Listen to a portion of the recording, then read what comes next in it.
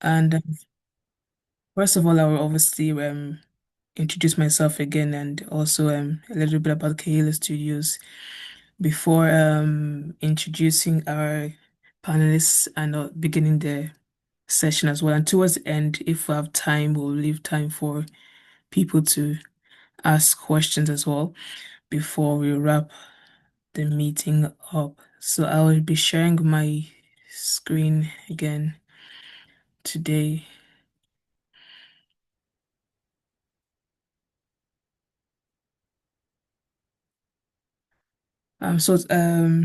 Yeah, today's session is about protecting your creative work. We'll be getting like insights into how creatives can, protect their ideas, protect their art and their creative work, and a little bit about like intellectual property and all that legal stuff, as most creatives might be involved a lot more involved in creative side than focusing on the creative side and focusing on the how to protect their work and the legal part of their practice.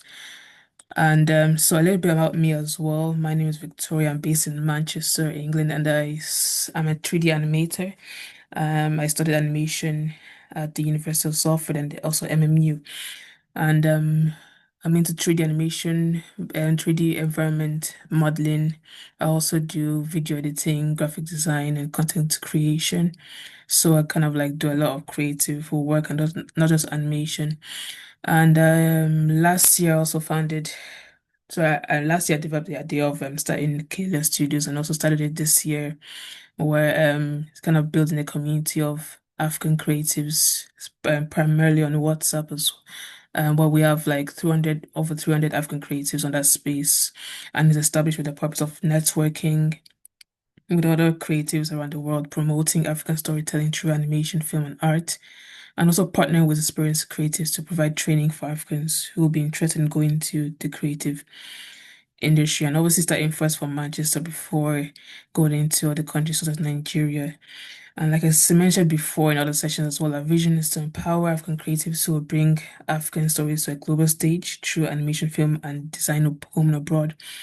And this community is basically dedicated to building a community of African or Black creatives who will promote African, who are the passionate of promoting African storytelling through animation, film, and design.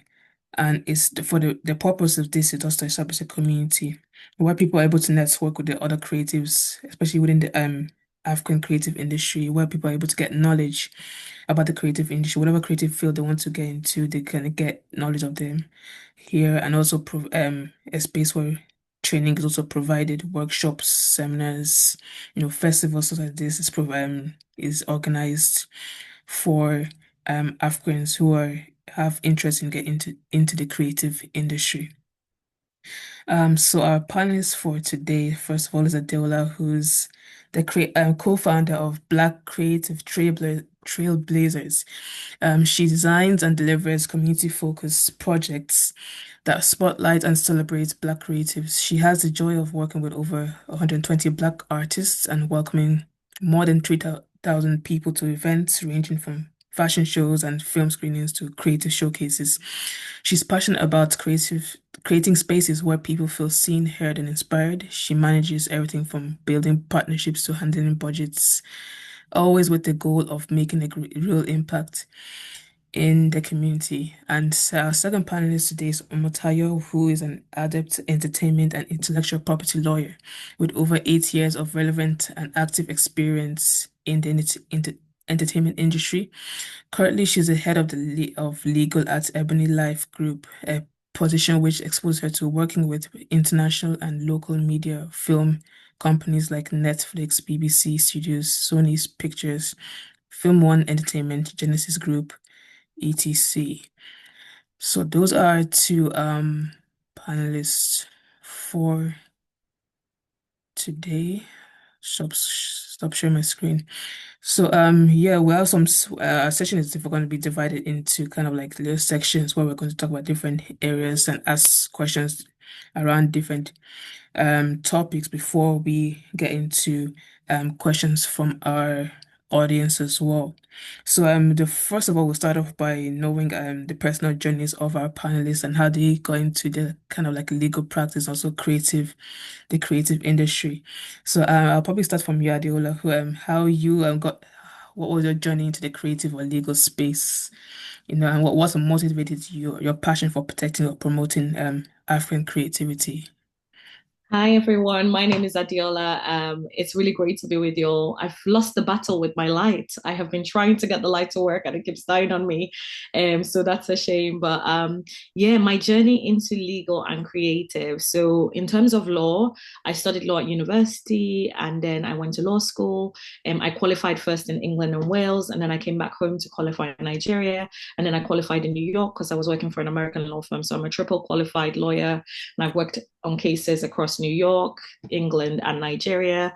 And then while I was doing that, I was working on a lot of cases relating to technology transactions, which was fun, but not necessarily how I had envisioned my legal career going. And so I quit my job and I focused on my business. At the time, I had one business. It was called Cultureville. I still have the business. It's an African print fashion brand, and we make clothes and accessories in West Africa. And then sell them across the world essentially. I did that for a little while, and then I started a non-profit organization, which I think is how I met you, Victoria. It's called Black Creative Trailblazers, and our goal is to support and showcase Black creatives. So we aim to break down barriers, amplify underrepresented voices, and create spaces where Black creativity is seen and valued. And so we work with musicians, poets, fashion designers, photographers, whatever you do creatively, it's our goal to really support that and help creatives build a sustainable career. So I guess I started off by studying law because I thought that was what I was going to do with the rest of my life. And then alongside that, I started my business. And then from there, I saw how creatives were struggling. And I really had a heart to like help them do better, help them to make money, help them to protect themselves in contracts. And that's kind of a lot of what I do now.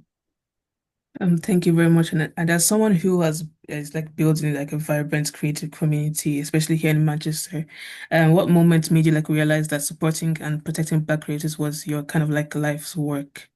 I think I struggled as a fashion designer. There were a lot of things I didn't know. And I think a few years ago, I got into a contract with a major bank here in the UK. It was to do a campaign for them, and it was an incredible campaign, like national coverage. They loved our business. We're one of their customers. We're on all the billboards. We're on buses. We're on everything. And I remember people saying, "Oh, so did you get paid really well for that?" And we did get paid, but I didn't know how little we got paid. I didn't think about the usage rights. I didn't think about a lot of things that creatives need to think about. And so it's always a big regret because I remember somebody from the bank later coming and being like, why did you charge so little for that? And it was kind of like I hadn't thought about so much in kind of signing that contract. So I think going through that experience made me more determined to like support creatives so they don't make the same mistakes that I did.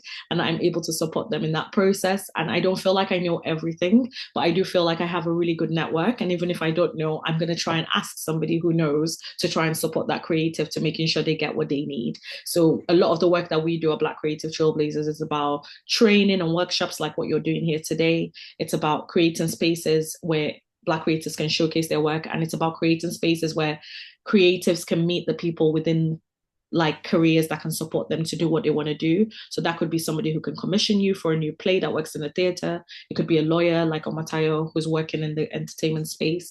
Or it could even be, I don't know, somebody who just schedules things that can be in a position to support you. So yeah, that's kind of where my passion for this work came from. Thank you very much for that journey of yours and sharing your journey with us as well.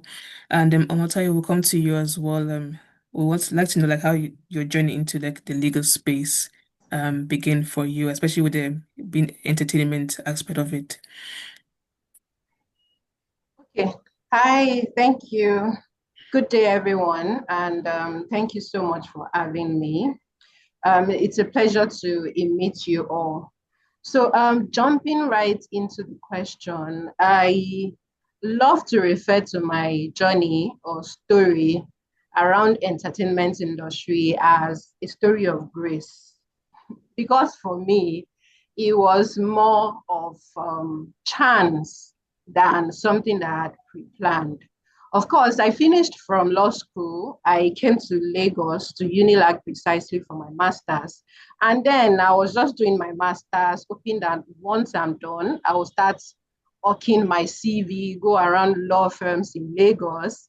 But I never knew that God had a different plan for me, which of course was a better plan than what I had for myself. So while I was doing master's, I had met a friend, and I've always known that he was the head of legal in Silverbed.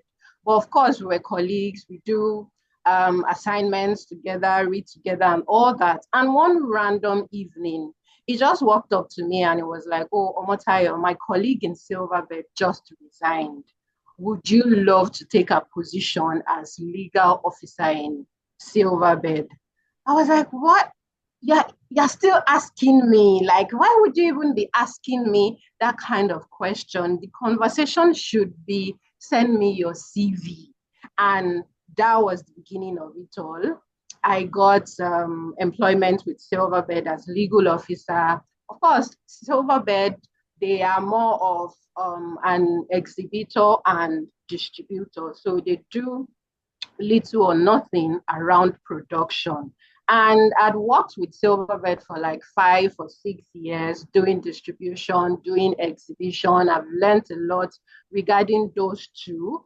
And in my mind, I was like, okay, I'm in the entertainment industry. I see a lot of lawyers brand themselves as music lawyer. I see them brand themselves as entertainment lawyer. And not really anybody is paying attention to the film industry, which I've happened to work for like 6 to 7 years, right? And something in my mind was like, you already know so much about distribution, you know so much about exhibition. What if you also garner knowledge in production, which would sort of give you like an all round knowledge in the film industry, which led me into asking questions, reading about production, seeking opportunities that relates to production. And as God would have it, Deyemi Okanlawon joined Silverbed at that time. I started representing him from the actor side, right? I got all his actors contracts, and I started reviewing, I started representing him, and he introduced me to a whole of a bunch of other actors too, like Kende Bankole and the likes, right? And as God would also have it, I learned about Ebony Life's opening and I applied for it. And of course, I got it.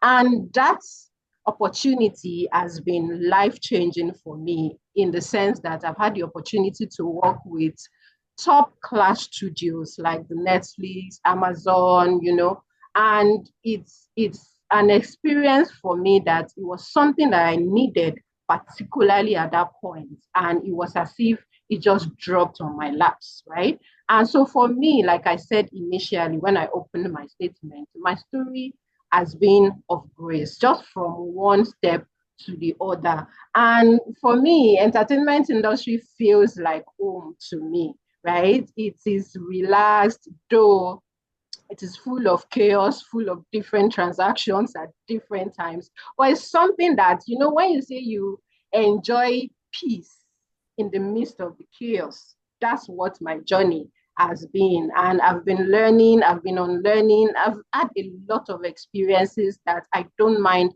living over and over again. So that's actually my journey into the entertainment industry in short. Thank you very much. And was it there a particular thing or a particular reason that made you choose entertainment and intellectual than like more traditional legal field like the most lawyers would go into? Is there a particular reason why you went to Yeah. So entertainment or IP? my dad is actually a lawyer, and I think he's like 35, 36 years in the industry or in the profession. And of course, he's a core litigation lawyer. In fact, while I was growing up, he didn't want me to be a lawyer. He wanted me to be a medical doctor. But for some reasons, I loved what he was doing at that point, and I knew that, oh, I wanted to study law instead of medicine. And like I said again, entertainment wasn't something I'd pre-planned, right? It was something I just stumbled upon. And as I stumbled upon it, I noticed that it was an industry that I wanted to play in. And of course, like I said also, I noticed that there was a lacuna to be filled. And from my different relationship with producers, with music artists, with writers, with investors, I noticed that there's actually a knowledge gap, and also there is actually a need for the kind of services that I rendered. It wasn't something that was rampant. It was something that was unique. It was something that people really needed at that point. Because, like I said again, there weren't so many lawyers that were focused on film law. Even up till now, I can count on my fingers how many lawyers really talk about film. A lot of them talk about entertainment, a lot of them talk about music and the likes, but they don't really pay attention to the film industry. So for me, I saw that as an opportunity to position myself as the go-to person when it comes to film, when it comes to the creative industry. Yeah. Thank you very much. And yeah, it's actually I've not seen a lot of film and entertainment lawyers. You're like one of the first ones I've seen, and I thought it was good to have you on here as well to kind of like talk more about the creative industry and how people who are especially into film can protect their work in that industry. So we'll go to the next section, which is like talk about challenges in protecting our creative work. So I'll start with you again, Adela. If you can talk about like what are the biggest challenges like African creatives like face when it comes to like protecting their intellectual property? What do you think are the biggest challenges for creatives in that area? I think there's a few challenges when it comes to protecting your work. I think lack of knowledge is one of them, like just not knowing the ways in which that you can protect your work, how the law protects you, right? I think that particularly in Africa and in Nigeria, we have a lot of issues when it comes, say, to film or TV with people, making copies of films or of TV to the sense that it becomes normal and like a lot of people are purchasing that way rather than purchasing from the original owner of that legal work. And so what that means is that there's less money in your pocket because people aren't purchasing from you in the same way that they should. But I think regardless, like you have a responsibility to protect your own work because that's what helps you get money and what helps you get income in the best way possible. So I think knowledge of like the different ways you can protect your work, trademarks, copyrights, the things that are there to protect you is one. And then number two, try not to normalize it and actually taking the steps required in order to protect your work. That would be the second thing. Yeah. Yeah, and as someone who like creates spaces for like collaboration, how do you like balance openness and community with the need for individual protection as well? Like as much as we have to collaborate and also like collaboration is a point about creative work as well. How do you like advise people the need for also individual in protection of their own work as they also or seeking opportunities for collaboration with other creatives as well? Yeah, I think it's so important to A, work with people that you trust, but B, make sure that you're protected. So having some sort of agreement in place before you start working with someone. So you have an understanding of kind of who owns worth within that arrangement. If you're coming together with someone to create a piece of music or to write something, how much proportion am I owning? How much proportion are you owning? And I'm a big proponent of having something in writing. It doesn't necessarily have to be that we make a huge contract to start with, because a lot of the time when you're collaborating with other creatives, you're just testing the waters. You might come together and you're not actually sure what the final outcome will be. Like, are we actually going to create something that's like major, or are we just going to create something and maybe it won't be so good?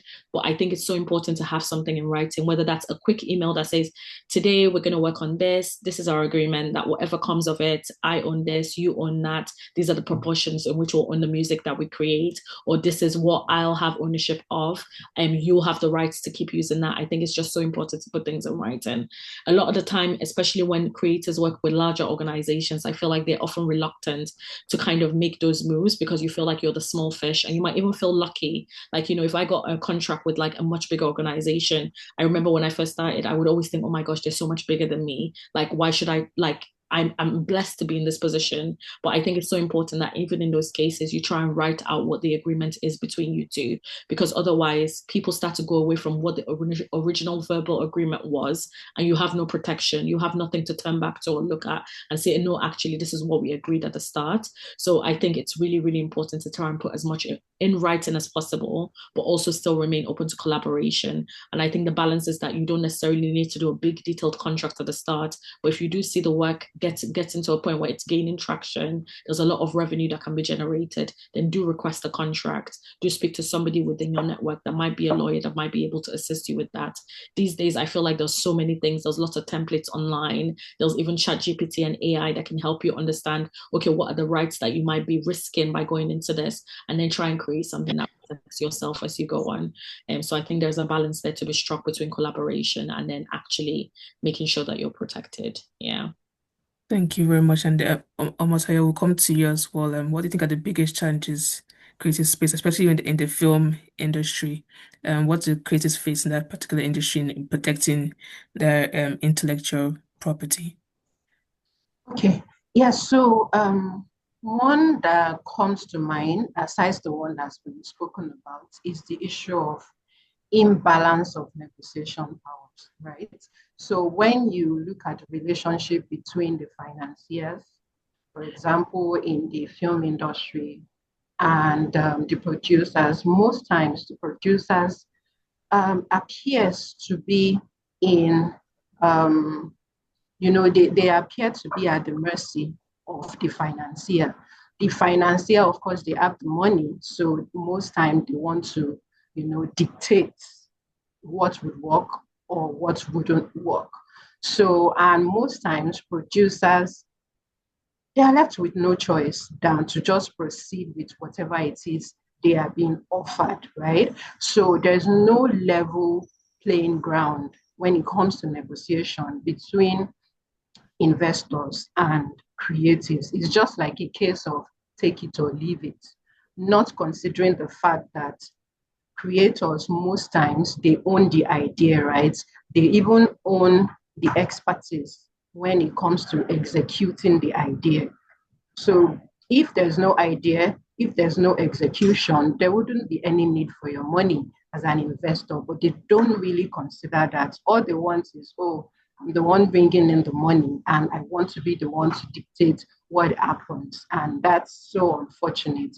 And I really hope that we get to a stage as a nation where we really understand the value that is attached to intellectual property, that it is as important as resources, as the financial resources that you are bringing on board as an investor. And as such, there should be a level playing ground for both parties to negotiate a fair deal, right? That's one. Then another thing is the issue of piracy. And of course, piracy is not something that is peculiar to Nigeria or to Africa, right? It's something that is prevalent everywhere across the world. But then I think it is more rampant in Africa because sometimes people even do it out of ignorance, right? Like the first speaker had said, there is a lot that we still need to learn as creatives when it comes to intellectual property. So most times people even do it out of ignorance. Sometimes you're on TikTok, you're just scrolling and you see people willingly testing and dropping random messages that, oh, if you want to watch this film, I have the link. Just test me. Just DM me. I have the link. So I then ponder and be like, is it that these people don't know that this thing they are doing and publicly saying is actually a criminal offense or a civil issue at the very least, right? So it goes to how ignorant people can really be when it comes to intellectual property, which then translates to the issue of that mindset, right? Encouraging piracy the more in Africa, right? So piracy is a serious issue Because when you look at what the creative economy contributes to the GDP, for example, in Nigeria, I think it contributes about 1.3 trillion or so, if I'm right. And piracy takes away about 127 billion that we ought to be making yearly. So if you add 127 billion to 1.3 trillion, that's a lot of money that we are losing to piracy, right? So piracy is a very, very disturbing issue that keeps eating into our financial opportunities as creatives in Africa at large. Then another thing is that creatives, right, they are not used to documenting their relationships, right? Like the first speaker had said, she mentioned something about the importance of drafting the contract. But most times, creatives believe that you only draft contracts when you don't trust the person, right? Instead of seeing contract as a tool that they can use to define their relationship, to protect their interests, to guide against disputes. Rather, they see it as, once you start mentioning contracts, it's as if this person don't trust me enough. It's as if, oh, they don't believe in my craft. It's as if, they start bringing up different excuses as to why you shouldn't use a contract, which is rather unfortunate. And what most creatives don't understand is there is something that is called a chain of title, which is required whenever you want to sell or license your work to big studios. If you want to sell your work to a Netflix, if a Netflix wants to commission you to work or to create a film for them, they would request for all the documentations showing that you actually own the intellectual property in that work, because they don't want an issue where they've already licensed the film or they release the film and the next thing, someone is dragging them on Instagram, someone is suing them for copyright infringement simply because the person that licensed or the producer that licensed the content to them doesn't even have the legal capacity or legal rights to license the film in the first place. So this is why they usually request for what is called a chain of title to show that indeed you own the intellectual property and also you have the legal capacity to license such content to them. So if you think like this, that, oh, aside protection, aside every other thing, for me to really license my project, for me to really monetize my project, I need evidence. And the best form of evidence that you can have to show ownership is actually your contract, right? So it is something that I wish all creatives would understand, that signing a contract, having documentation doesn't necessarily mean you do not trust your partner. That is just you being proactive enough to protect your interest and stake in the partnership that you have ventured into. Then another thing is also the issue of cross-border protection, right? In as much as AI, digital streaming, and everything has come to make creatives' life easier, in the sense that they can easily create a film with their mobile phone. They can easily distribute it on YouTube without anybody asking them. It has also make it very, very hard, make it very, very hard to protect your work, in the sense that just as it is easy to create works, it is also very easy to pirate it. People can easily go to YouTube to download film. Many times, Nigerian producers have called out Ghanaians, right, that they keep downloading their YouTube film to show on Ghanaian TV stations. And these are some of the issues, right, that are really, really affecting creatives in Nigeria and Africa at large. And, really disturbing or making it harder, right, for them to really have value or get value from the creative assets that they are creating. Thank you very much. And also, before we move on as well, I'd like to ask you an additional question to that as well. And like apart from the challenges that creators will face in um kind of protecting their work, what are also the frequent legal mistakes that creatives make when signing contracts or partnerships, and how can we also avoid those mistakes? And even when we want to sign contracts, what are the kind of things we have to look for when we want before signing any contracts? As well as people, as well as us who want to write a contract as well. What kind of things we include in a contract if we want to kind of write one for others to sign as well? Okay, so before I would start to answer that question, I need to clarify the fact that there are 1,000,001 types of contracts. Like for every kind of relationship that you can conceive, there is a contract for that. Like there is an appropriate contract that you should sign for that kind of partnership or business transaction that you want to venture into.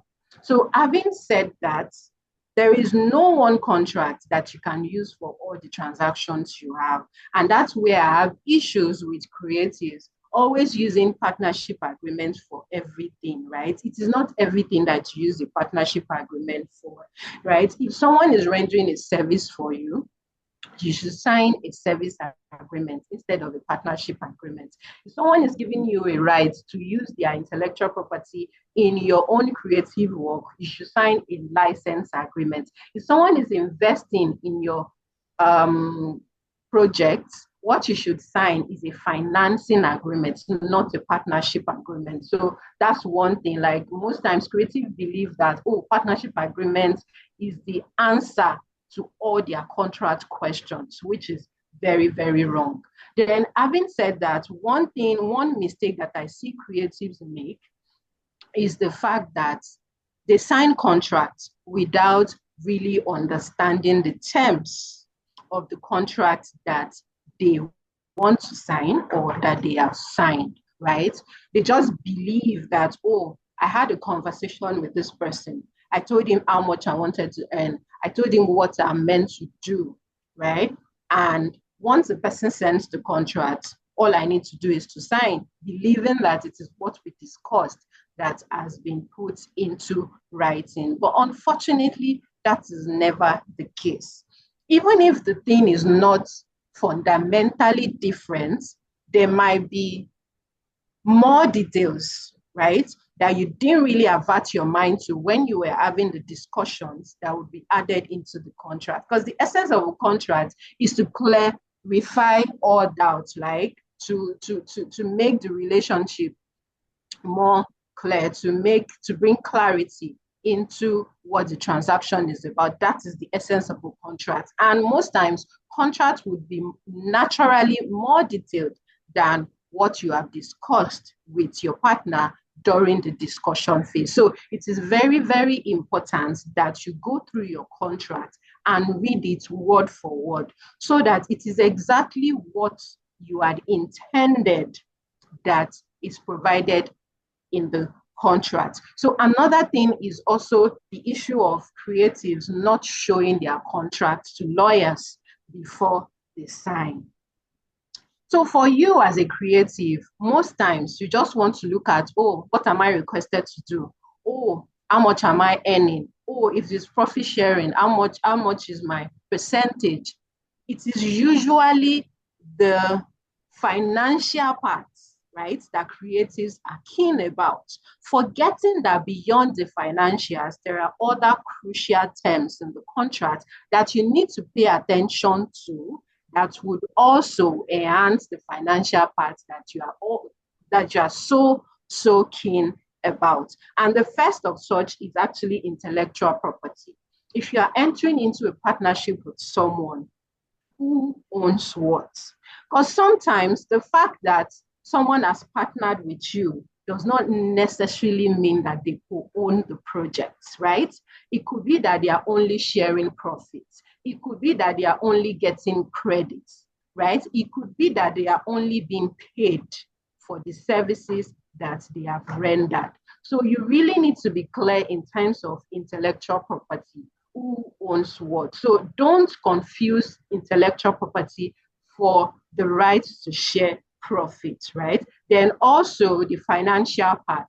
How much are you earning? how much is the other party earning. Then aside that, when exactly does the fee or the profit sharing kick in, right? For example, a client reached out to me yesterday. He's an editor. He sent me his editing service agreement that he has shared with him. And the contract only said the total fee was about 3.5 million. The contract only said 1.750 when he sends it the rough cut of the film, and 1.750 when he finishes the project.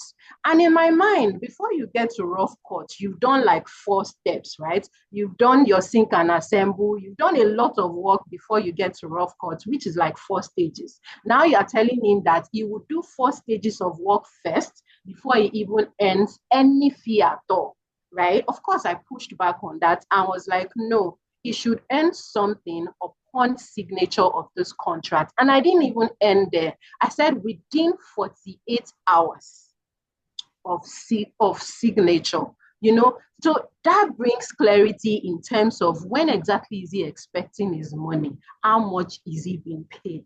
And this is why it is important for you to show your contract to a lawyer, because most times you don't pay attention to these details, and it is these details that is actually the essence of having the contract, right? He could have signed that contract, and when he gets to the rough cut, the producer will be like, oh, I'm not impressed with this job, so I'm not paying you. And he has spent like 2 weeks, 3 weeks working on that project for nothing. But now I've been able to help him negotiate the fact that once you put a pen to paper, you sign, you get paid a tranche. And when you submit your rough cut, you get paid. And also, when you submit the final, you get paid, right? So this is very, very important. So the next thing is also, most times, they are so excited to jump into transactions, to collaborate, to partner.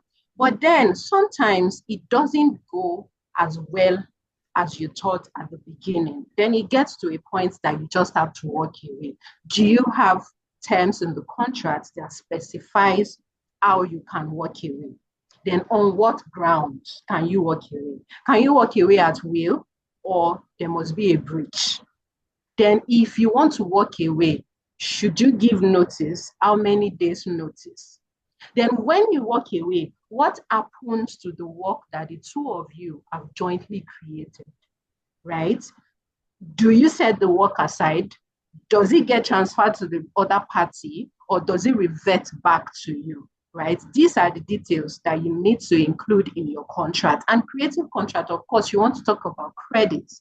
Because at the end of the day, by the time you are done spending the one-off fee that they are paying to you, it is your credits that people will keep seeing and will keep attracting referrals to you. Many times you watch a movie, you love the coloring, right? You love you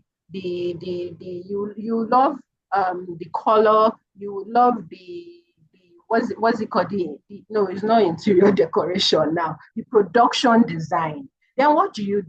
You wait for the credit to roll and be like, oh, who did this production design? Who did the coloring of this film? I would love to work with this thing. I like this kind of result. But at that point, that person will probably have earned his money and would have moved on. But because the person got the credit for the job done, that would attract more jobs to you. So you really need to be particular about the credit that you are getting. Because if you played the role of a cinematographer and they are giving you credit for assistant director, those are two different things, right? Even if you get gigs for assistant director, that's not what you do. You do cinematography. So you need to be very clear in terms of the credit that you would get as a creative. So those are the issues that I feel are related. Then one other thing is, most times we've done this back and forth. So I've sent it to my lawyer, I've reviewed it, we've changed clause 5, we've changed clause 10. At the end of the day, creatives mistakenly sign the old version, right? That was not corrected. So that's another mistake that I've also noticed. So we need to be very, very painstaking. Be careful about the exact version that you are signing. Be sure that it is the version that has been revised and approved for execution that you are signing. Thank you.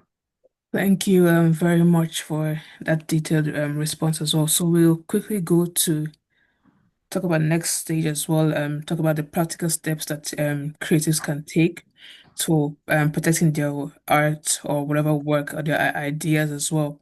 So we'll come back to you, Adela, as well. If you can tell us like what are the practical steps that emerging creatives can take to protect their ideas, protect their intellectual property? What are the practical steps one can take for that, especially creatives that are starting off in their careers?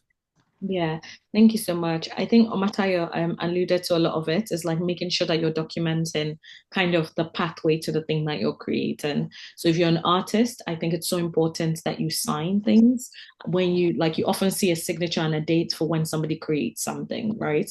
So you sign it and you date it. If you're a fashion designer and you've created a design, sign it and date it. I've been on cases whereby issues come up because two designers create something similar at the same time. And it's like, were you copying my design or did you actually create this originally?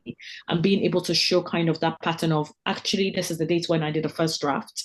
This is me signing and dating it on that day, maybe 3 years ago. This is when I sent it to my pattern cutter. This is when I sent it to for the first batch of production and I made the first sample to just show kind of the way that you've worked in order to create the thing that you've created so that you're never accused of having stolen somebody else's work or being a copy of somebody else's work. So I think documenting how you're creating, whether that's through pictures, whether that's through signatures, like just try and make sure that anything that you're doing is documented all the way through. And that could be writing a song if you're a musician, it could be signing if you're an artist, it could be signing if you're a fashion designer and you're creating something and taking pictures all the way down. I think the second thing that creatives can do to protect themselves as they create stuff is find out what sort of protection you need. So if it's a name that you've come up with or a design, there are different kind of copyright or trademark protections that you might enjoy. A lot of the time, there might be libraries that you can go to, or you might have a solicitor or lawyer in your network that you can speak to who can guide you and say, okay, actually, this is the kind of protection you need. And sometimes it may seem hard because some of those things may cost money to register. So if you wanted to register a trademark, it might cost you some money upfront. And sometimes you may want to think about, okay, am I ready to spend this money? Do I think it's serious enough? Or do I think I want to wait a bit till things are a bit more serious and then I'll register it then, if that makes sense? So always kind of trying to think about where you are in your journey of creativity. Because sometimes you're just testing ideas and seeing where things go. And at that point, it might not be worth investing money into protecting that thing. But sometimes you're actually starting to see that this is something that's going to generate income for me. And this thing can make money in future. And actually, I do want to spend maybe a little amount now to make sure that I can protect myself when bigger amounts come down the way, if that makes sense. So I think those are the key things. The third thing I would say is a lot of what Omotayo said about contracts. Like whenever you're signing a contract, just making sure that you're protected, making sure that you retain ownership of the work. I think a recent film that came out that like really struck everybody was the Sinners film with Michael B. Jordan and what's the name of the director from what's it called, Black Panther. Can't remember his name right now, but I think a lot of what that was he retained a lot of ownership over the film, ownership not just now, but ownership from future revenue that would come down the way, if that makes sense. And that was a revolutionary kind of contract because it's thinking a lot of people think about the here and now and what I've created and how much that's worth, but is there a way that you can actually get future revenue from that thing that you've created? I think another example of this is the guy who did some of the singing on Lion King, the first one, and he was given the option of either taking, I think it was 500,000 straight up, or he could have gotten like a proportion of the future revenue from the film. And in that case, him and his mother chose that they wouldn't actually take the bigger amount of 500,000 upfront. They would take, I think it was $100,000 a year or something like that, that they would take every year or a proportion of the film earnings. And that has now turned out to be a lot more. So I think whenever you're creating something, particularly something that's with a big studio or a big organization or that has a long lifetime, always trying to think about, okay, is there any future revenue that I could partake in that might bring me more than I think? You might not be sure how successful that thing's going to be, but always thinking about all the ways you can protect yourself and all the way you can try and build things into the contract that can bring you future earning and future income. So those are just some things that come to mind. Yeah. And is there ways creators can protect ideas that they come up with apart from end like end products and probably polished art or design? Is there a way creators can protect any idea that they come up with from it to prevent people from stealing any idea that they have for their creative ventures or whatever they plan to do? I think it's different depending on what it is you're doing. So I know, say, for example, with artists, there's certain archives where you can put your work and show that you created a piece of art on a certain date. And it goes into the archive as your work, if that makes sense. So then anyone who comes along in the future that tries to replicate that work, it would already be in the archive to show that you created that work at a certain date. That's something that you can do. So I think apart from registering things that you've created, I think that would probably be the best way, is like making sure that you have a record of what you created, when you created, and where applicable, registering for the trademark. Copyrights are automatic, so you get that immediately you create work.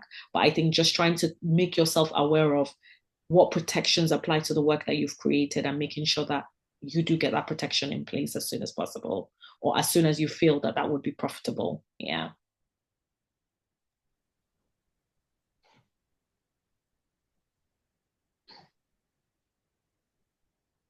Omotayo, I don't know if you have anything to chime in there because I imagine you might. Yeah, so I think Adiola has covered it all, but let me come in when it comes to idea, because at the end of the day, everything we create as a creative is actually intangible, meaning it's from our ideas, it's from our creativity. But the unfortunate thing is that the law does not protect ideas, it only protects the execution of it, right? So if your work is still at the ideation stage, the best way to protect it is to keep it to yourself, right? But I understand that at some point you might have to share the work with third parties, maybe like investors. You might need to pitch to investors for you to get money to execute the idea. You might need to pitch to partners, right, to come on board to execute the idea together. So in that case, what you need to do is actually to use a non-disclosure agreement. So, and for a non-disclosure agreement, it is saying that, oh, you own the idea, right? And that by virtue of the relationship that both parties are about to venture into, it has become sacrosanct for you to share the idea with that third party. And of course, the third party cannot execute, share, or monetize that same idea without your written consent, right? So that's why it's very important for you to use NDA. So be it an investor, be it a partner, be it a service provider that you are engaging or speaking with at the ideation stage, right? When you have not executed, it is very, very important for you to use a non-disclosure agreement. And like Adeola has said, if it's something that is protected by copyright, when you create something that is protected by copyright, the protection is automatic upon creation. You don't even need to take any other step. Once you put a pen to a paper to write a book, that is automatically protected. Once you shoot your film, that is automatically protected. But then it is always advisable for you to still lodge the work with the relevant copyright registry in your country because of two or three reasons. So number one is that once you register your work, you get what is called a certificate of registration, right? And that would serve as a first-hand evidence that you actually own the work. So you get a certificate. Then number two, your registration would serve as a notice to the entire public that you actually own the work. Because once you register with the registry, it becomes a public document, meaning anybody can search through to get your information. So if it's a book and someone wants to adapt the book into a film, the person can easily search the registry record to get all your details and reach out to you to actually get the license to adapt the book into a film. And the same thing with films. So anything you register with the registry, it becomes something that is publicly accessible. Then the final thing is that you are able to enforce the rights and you are able to get damages in court, unlike when you are relying on the generic protection that copyright provides you. So depending on the kind of work that you have created, you will need to take action, right, in registering the work. If it's a creative work, of course, it's copyright. If it's your brand identifier, right, you need to trademark it. If it's an invention, you need to register it as a patent, right? If it's a design, like the aesthetics of your work, then you need to register it as an industrial design. And if it's your idea, something that is intangible, something that is still in your head, like I said before, you need to keep it to yourself alone. That's the best way to protect it. But if you must share it, use a non-disclosure agreement. Then the final thing that I feel is still left is actually using technological tools to protect your creative work. So there are things like encryption, there are things like watermark, right? There are things like, for example, YouTube, you have content ID on YouTube. So you can adopt all these technological tools to protect your work and ensure that it is not being pirated or leaked before or without your knowledge. Thank you very much. Yeah, I think you answered like the next question I wanted to ask you about the difference between like trademark licensing and copyright, and which one is kind of like relevant to creatives. So I wanted to everyone else Oh, to also. let me Yeah. just speak to that a bit so that just you get. So I mentioned four types of intellectual properties, right? But when it comes to the creative industry, the ones that are most relevant is actually copyright and trademark. So this is the difference. When you create something, right, from your imagination, from your creativity, from your expression, right? For example, books, for example, films, music, all these things that you're able to create to bring to life with your creativity, they are automatically protected by copyright, meaning literally it means that only you have a right to copy it, right? Another third party cannot copy it, cannot monetize it, cannot adapt it, cannot perform it, right? Without your permission. So that's for copyright.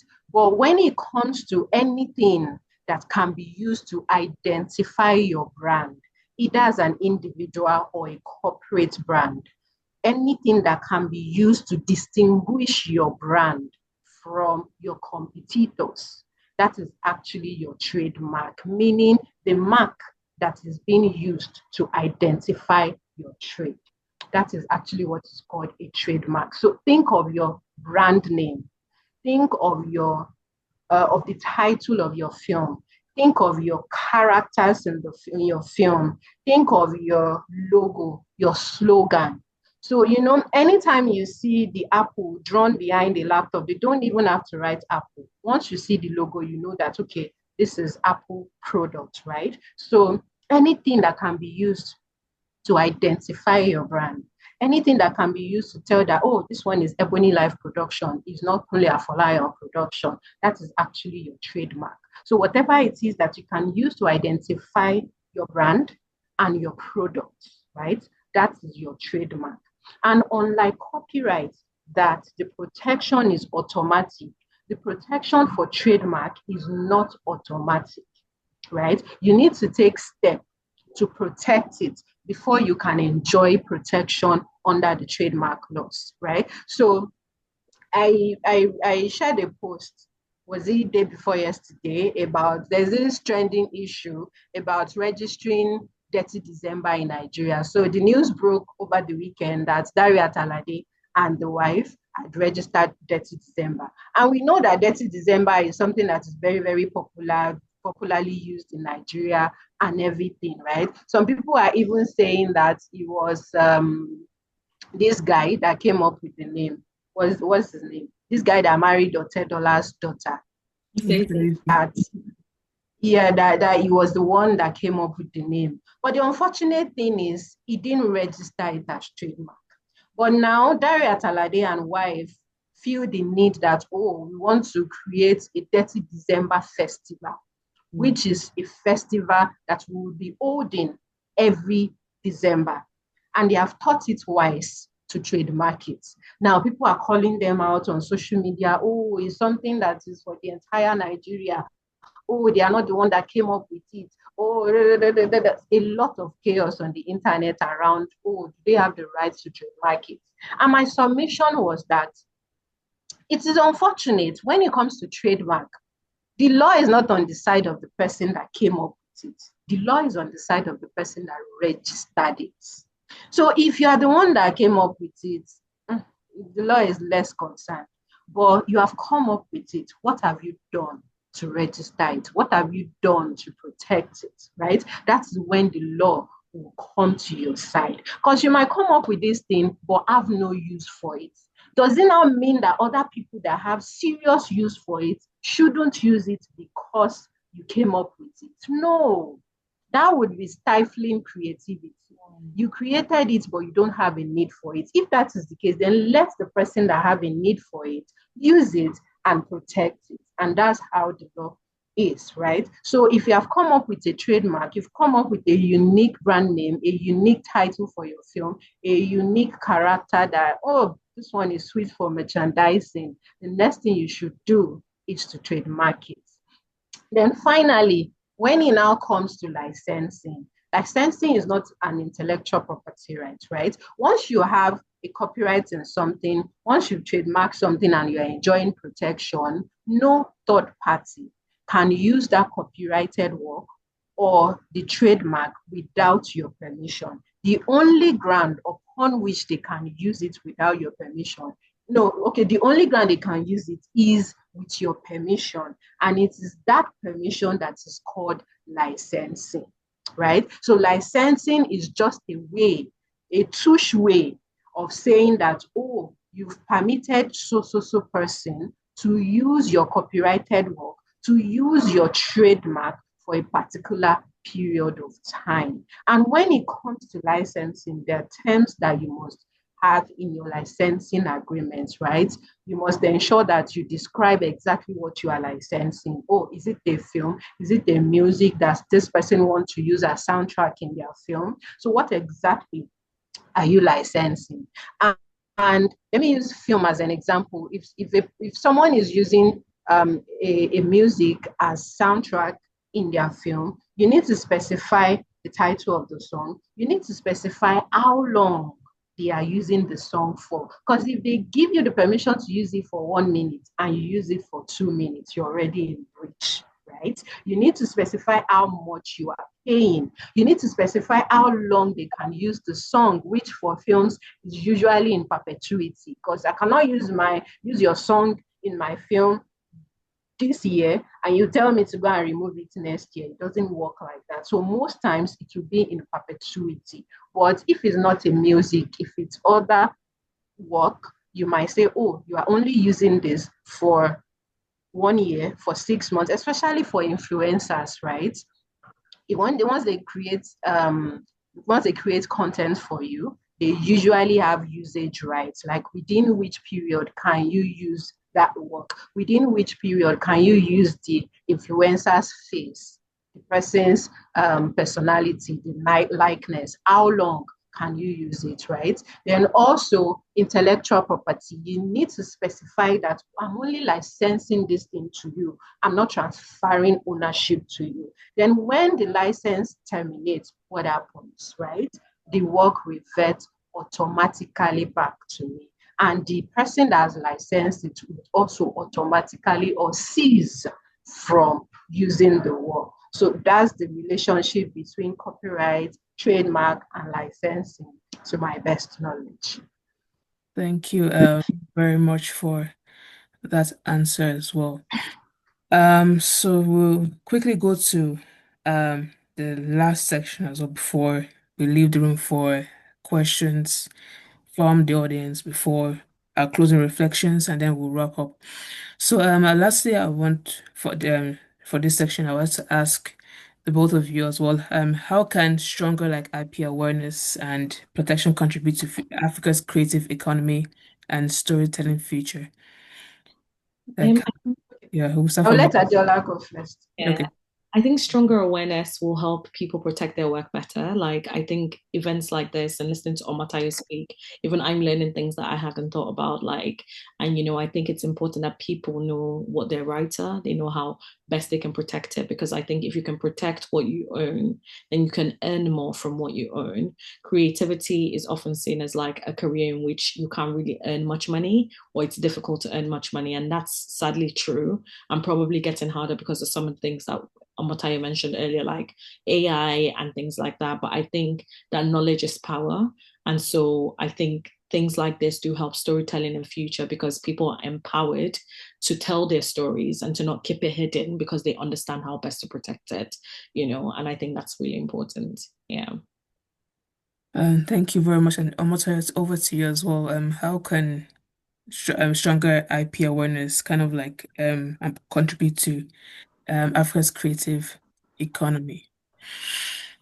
Okay, so I think it's best to make it as practical as possible in the sense that let's imagine that all creatives, right, they know their rights, right? When it comes to intellectual property, they know how copyright works, they know how trademark works, they know how to protect their work, all the steps that they need, right?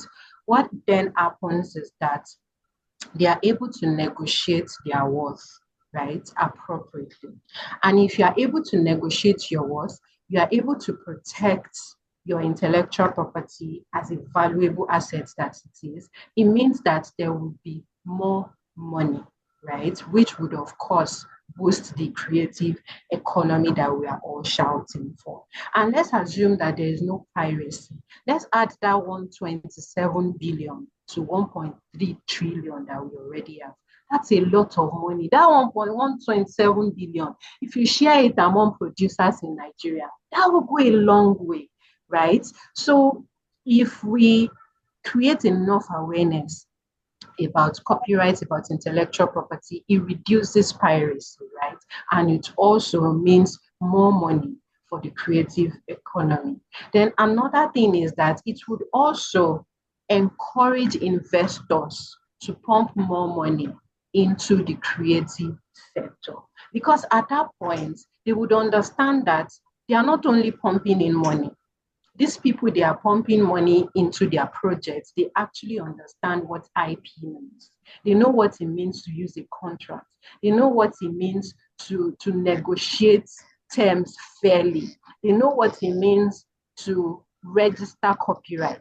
And this way, it reposes a great level of confidence in investor, enough for them to invest more into creative projects in Nigeria and, of course, in Africa.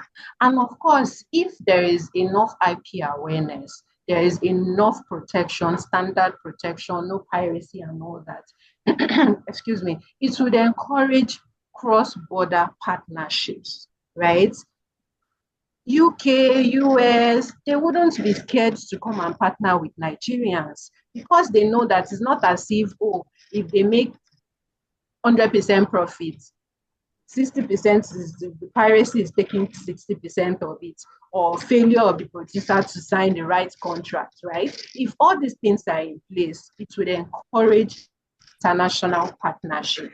People would be excited to partner. They would be like, oh, Nigeria is piracy free. Oh, Nigerian filmmakers, they understand intellectual property, they negotiate good deals. And of course, it is a right reason for them to partner with African filmmakers or Nigerian filmmakers, as it were.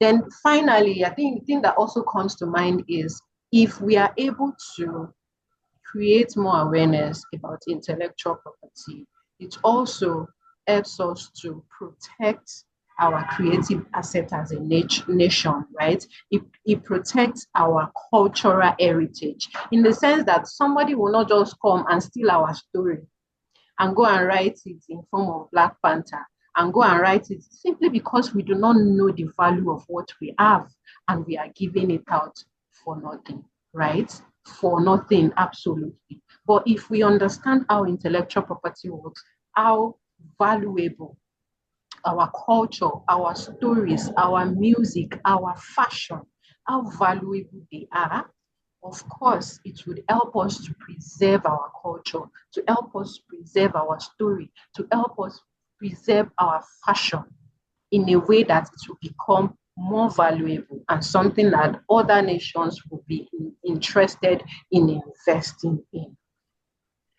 Thank you very much. And I actually remember the one question as well, which is not kind of relating to this as well, but I want to use touch upon like voluntary agreements, like if you want to contribute your time and effort to something voluntarily without expecting like income from it. How would we go about it in terms of agreements for voluntary efforts into a particular work or creative work?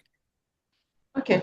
Yeah, so when it comes to that, agreement is agreement, right? So the only difference is what exactly are the terms. Whether it's voluntary or there's consideration, there's a serious need for clarity.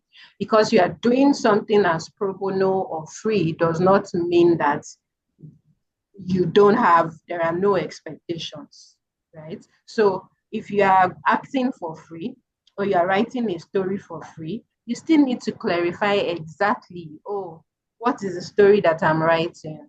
How many drafts am I supposed to submit? How long am I supposed to turn in each draft, right? What am I getting in return? Most times, if you're not earning money, you should be able to get your credits, right? And this is why it is important for you to have a contract, right? You need to specify, okay, I'm not earning any dime, I'm not earning any cash, but at least I will get credit for it. Okay, what if one of the parties want to walk away? What exactly happens, right? So most times it is still the same, just that you just clarify the fact that, oh, money is not exchanging and instead it is maybe value for value, or it's just a pro bono or a voluntary work that you are doing, and the only thing you would get probably credit for what you have done. So you still need to clarify all the important terms. Yeah, I would just back what I what she's just said. Like I think, when you're volunteering, it's really a lot of the times when people volunteer, it's because you want that exposure. It's also because maybe you've not had experience on working on that sort of thing, and this will give you that sort of experience, which is really good. It's really important in your growth as a creative. But I think just thinking about ways that you can amplify yourself within that kind of relationship. So like she said, getting credit. In these days, we have like, collaborative posts on Instagram. If you're creating content for someone or you're creating a piece of work, can they invite you to collaborate when that goes out on social media? They might have a bigger platform than you do. So how can that kind of help you elevate, if that makes sense? And in what other ways can they shine a light on you and the work that you're doing to make sure that you actually get the most out of the experience, even though you might be in a volunteer role and a volunteer capacity. So just always thinking about ways that they can help you amplify what you're doing to make sure that whilst you may be volunteering, you're getting everything that you want out of that relationship, even though that might not be monetary. Yeah. Yeah, thank you very much for that as well. So, yes, we come to the time where the audience can also ask questions for our panelists. So, if anyone has like a particular question for them, okay, we have one here. Okay, Delphine is asking, in the case of protecting your work with an NDA when pitching to investors, what about if you're pitching at a festival? How can you ensure that all those who view your work or idea will not end up working further on your idea? If Adela or Omotai wants to answer. Okay, so festival, I want to believe that that's film festival, right? So if that is the case, it means at that point you have shot the film, right? It's ready, and that's why you are showcasing it at the festival. And like I said before, of course, you would have passed through several processes before you get to that stage, meaning you had a script, right? Meaning you would have used the contract for all the parties that are working on the project. Then also, you should have copyrighted the work. at that point. So if you've taken all these steps, right, it already shows that you own copyright in the film, that you own the film, right? So at that point, if anybody, excuse me, if anybody copies the work or creates something similar with it, you have a right at law to sue the person. Like I said, at that point, you would have had several evidence to prove that you own the work, right? You must have written your script, which is automatically protected by copyright. And of course, I even advise my clients to copyright their scripts separately from their film. Because there are two different types of work. A script is a literary work, while a film is an audiovisual work. And most times, it is not verbatim what you wrote in your script that you will shoot. So there are two different works, and I advise my clients to copyright them separately. So at that point, you should have copyrighted your script. At that point, you should have had different contracts indicating that you own the project. You must have signed with actors, you must have signed with your crew members, your director, all of them passing the IP in the film to you. And of course, even festivals too, for you to have even submitted it there, it means that you have a level of ownership right for you to be there. So if at that point anybody steals your work, like I said again, you have a ground to sue. Thank you. Adiola, do you have any contribution to that, or she has answered it all?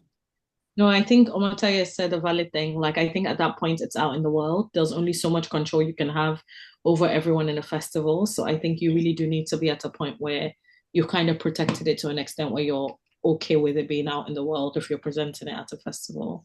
Yeah. Okay, thank you. I hope that answers your question, Delphine. So we have some people's hand up. Ezekiel will come to you.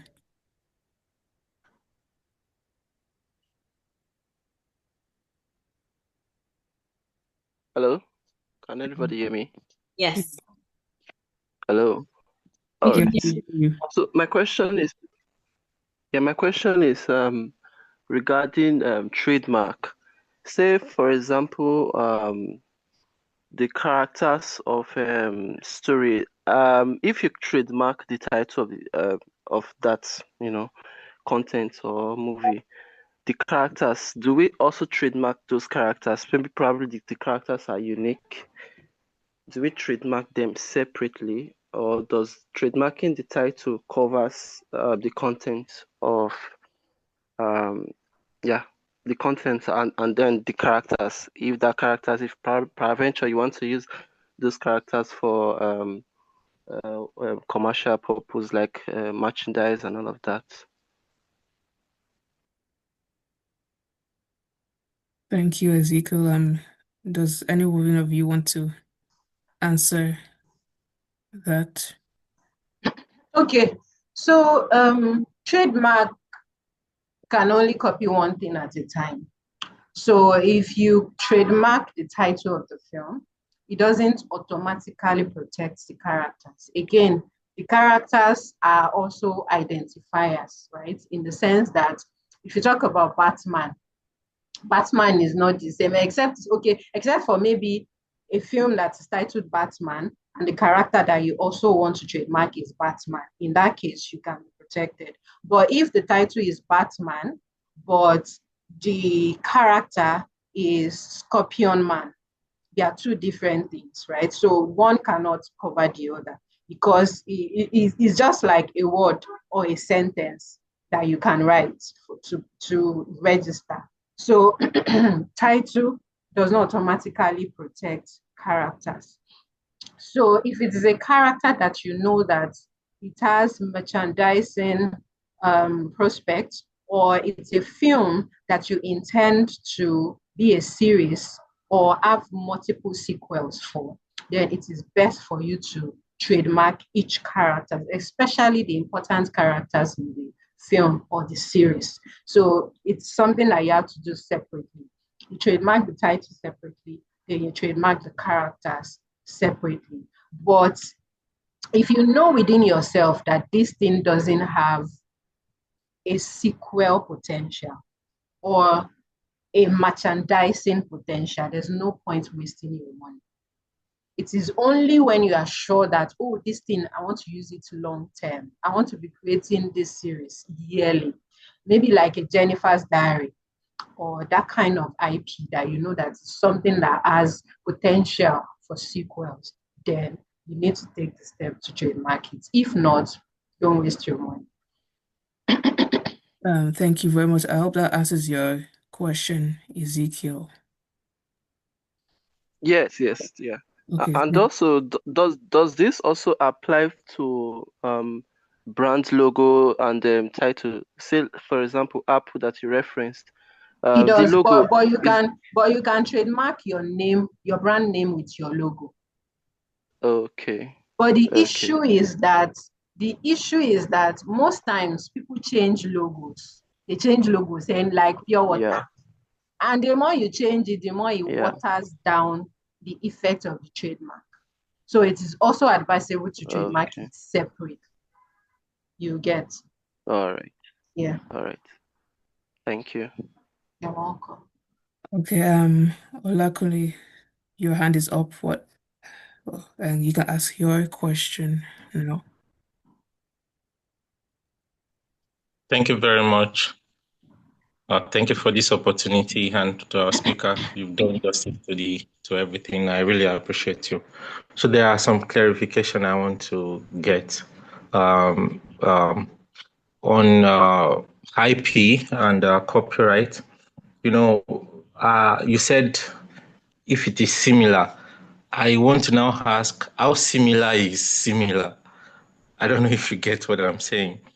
The creative space is one of the craziest industry, and someone can have an idea. Let's say someone have an idea, and somebody like try to get hold of it, and the next thing the person just tweak it, and to even compare the similarities now would be very difficult.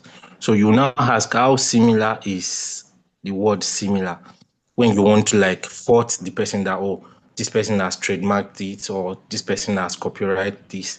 Like let's say for instance now a script or so, the person changed the character entirely, changed the title entirely, and just use something else. How will you be able to uh, fault that? And another question that I have is this, you know, when you don't know if an idea is going to thrive, or you want to have an agreement with a friend, and maybe the person did not even have money at that moment. Can you do a like agreement between yourself and write it without involving a lawyer or so? That's my question. Thank you. Okay. Adiola, do you want to take the first Yeah, question? I'll go first, and I'm sure you'll have things to add. I think the first one around kind of what happens if someone does something quite similar to you and you feel that they've copied your idea, but you're not quite sure they've taken maybe the title or the characters, made minor amendments. I think that's often kind of where clarity and documenting the whole process comes in. We've seen a few cases recently, particularly with like Ed Sheeran and stuff and his music, and other people using the same notes, where the question has come up of, did you copy this song or did you make a similar song? Because people are having ideas all the time, and sometimes you might think that something is just your idea, but there's somebody somewhere else having the same idea, and that's why protection is so important. So I would say in that case, the worst case scenario is that you end up taking it to court, you sue the person, and a judge has to decide whether they think that your idea is different to that person's idea. Do they think that person copied you, or do they think that person came up with that idea? And I think a lot of the time it comes down to like the secondary evidence that you have to show that actually this is unique. I created this myself, or that person to show that this is unique and they created that themselves, or for you to show and prove to a judge that actually what they've done is exactly what I did and they copied me. And whoever can kind of prove on the balance of probabilities is who typically wins in that scenario. Your second question, I can't remember what it was. Omotayo, do you want to add to that first one? No, I think you covered it already. But another thing is when it comes to creativity, right? again, the law doesn't want to stifle creativity. And we all know that all ideas, they stem from somewhere, they stem from the source. So it would be difficult for you to say, oh, ideas must not be similar in any way. They must be similar because we all get inspiration from almost the same source. We all create something. Oh, if someone has created something purple, another person might think that, oh, what if we merge purple plus yellow to create orange, right? That's how people think. They always get inspiration from something that is already in existence. But there's difference between getting inspiration and improving on an idea and infringing or just copying verbatim, right? So if someone has copied verbatim, for example, you have a story, your idea is, oh, there's this woman, he married a man, you know, you have your idea, and the person copied the same idea and only changed the character names, right? And only changed the title. It's obvious that the idea is copied.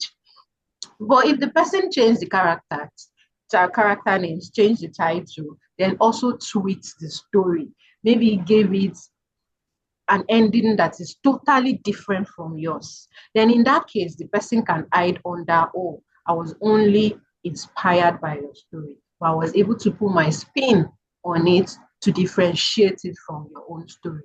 Then in that case, you might not have a case. Like I said again, we all get inspiration from what is in existence already, right? So, except if the person copied verbatim, but now created a masquerade of title, masquerade of character names, and it is essentially the same story with the same beginning, the same middle, the same end. Of course, the person would have a case. And like Adeola has said, then the best man that is able to provide the best evidence would win in court.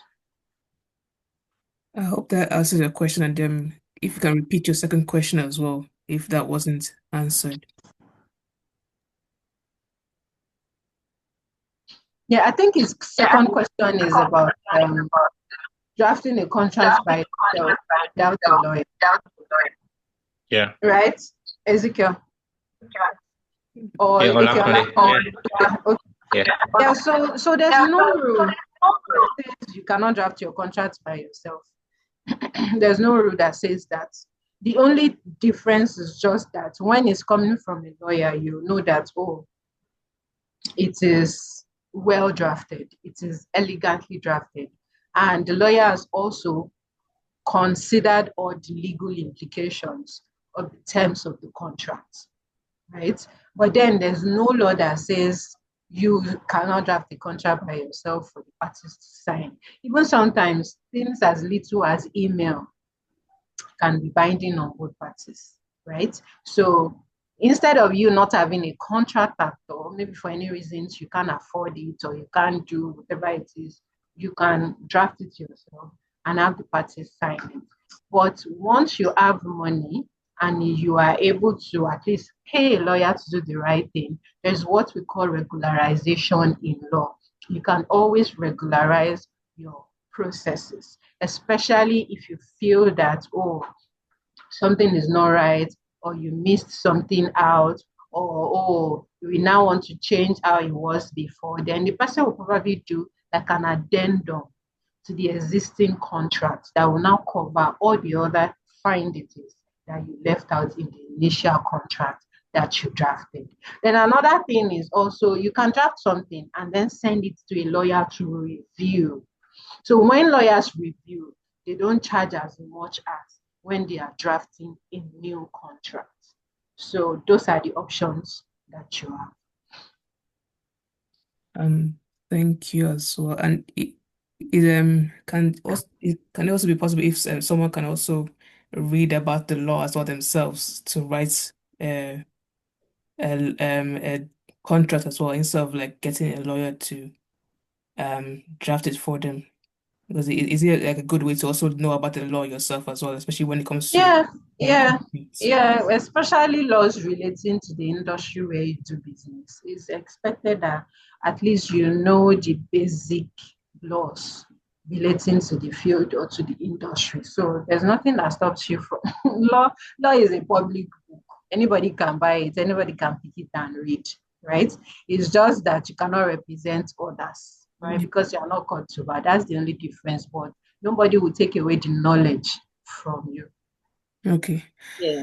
Thank you very much. And I think the only okay. I agree with Omataya in terms of knowing something for yourselves. There'll be definitely situations that you'll go in where you might not be able to afford a lawyer, and just having a basic understanding is really good. And I Yeah.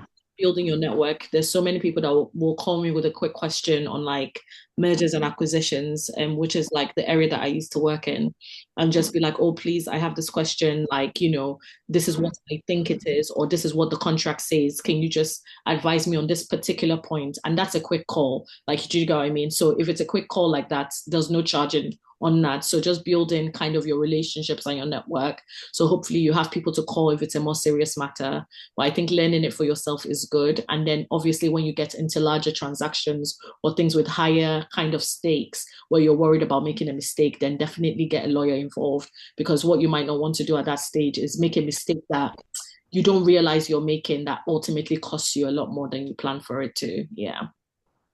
Okay, thank you very much. And I don't know if anyone else has a question for them before we wrap up. Okay, sorry, one last question. For Mhm. the aspect of a patent, is ideas also possible for do we also patent ideas, or No, patent is only no, for like no. industry? Patents is for inventions. If you've invented something, something new, maybe for example in the film industry, you've been able to invent a camera that shoots like 20 kilometers away and is not in existence. So it's new, is inventive, you get, and it solves a problem. That's what you can invent, not creative expressions. And definitely not ideas. Like I said, ideas are not protected under the law. The only way you can protect your idea is to keep it to yourself, or if you must share it, use a non-disclosure agreement.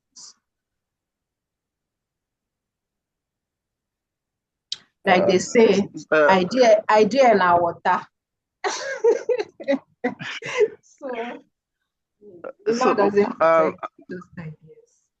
I don't know if this falls under that maybe like a fashion style, for example. Does that sort of, it's not really an idea, it's something that you built. Yeah, a style is your creative expression. So that's copyright. You mean sketches, right? When you No, not sketch, sketches, no, not sketch, like an actual fashion style. yes, that like I said again, is your creative expression. So it can be copyrighted. But you cannot carry the clothes to the registry. So most times what you would register is actually the sketch, the design, right? That's what you register. Okay. All right. Okay, any more questions?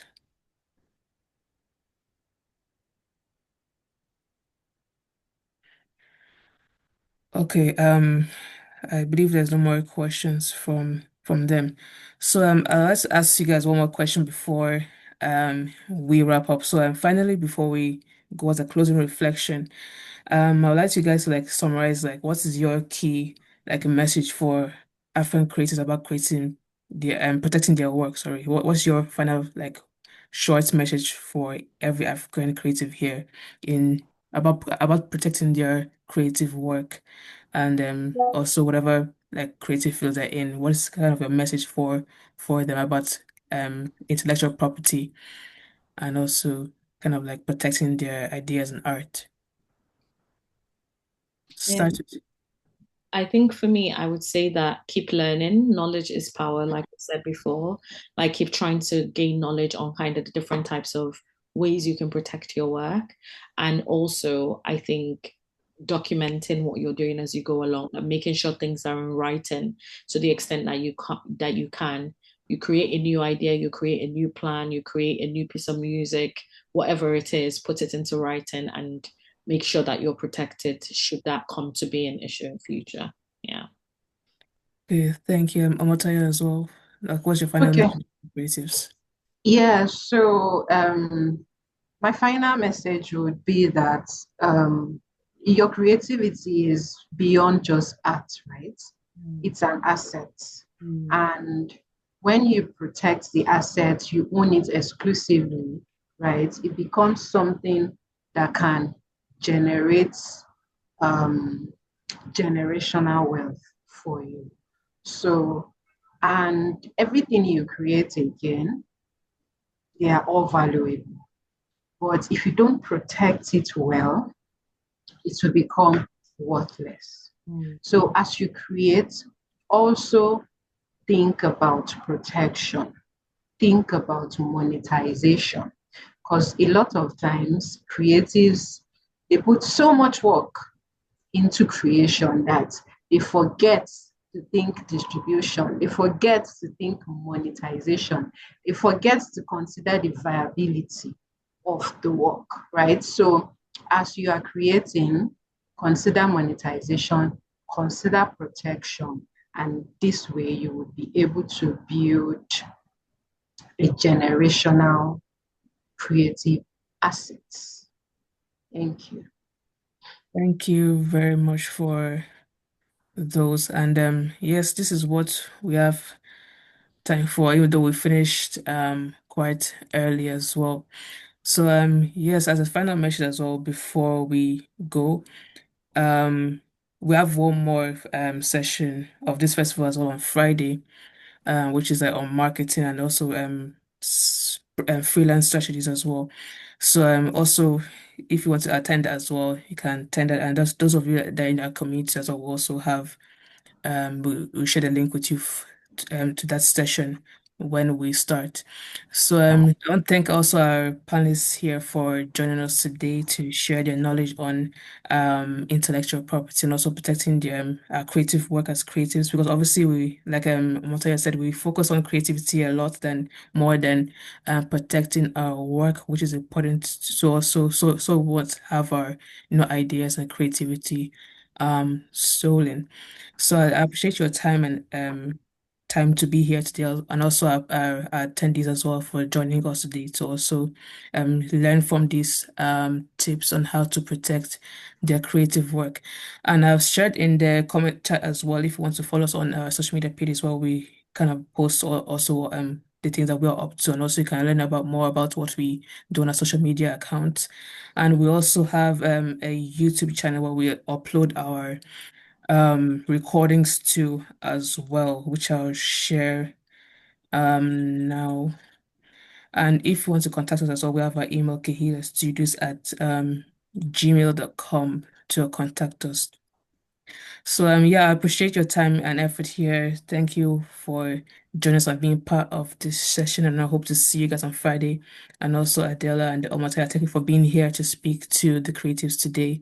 I appreciate your time and effort. Thank you very Thank you much. so much for having us. Thank you. Thank you so much. Thank you. Great to meet you all. Nice Thank to meet you. you, Tayo, as well. Like, yeah, it's been lovely. Yeah. Same here, Jola. Great to meet Thank you. you. Thank you, everyone. Thank Thank you, you. Tyler. Thank Yeah. you. Thank you. Yeah. Hear from you tonight. Bye for now. Bye for now. Bye.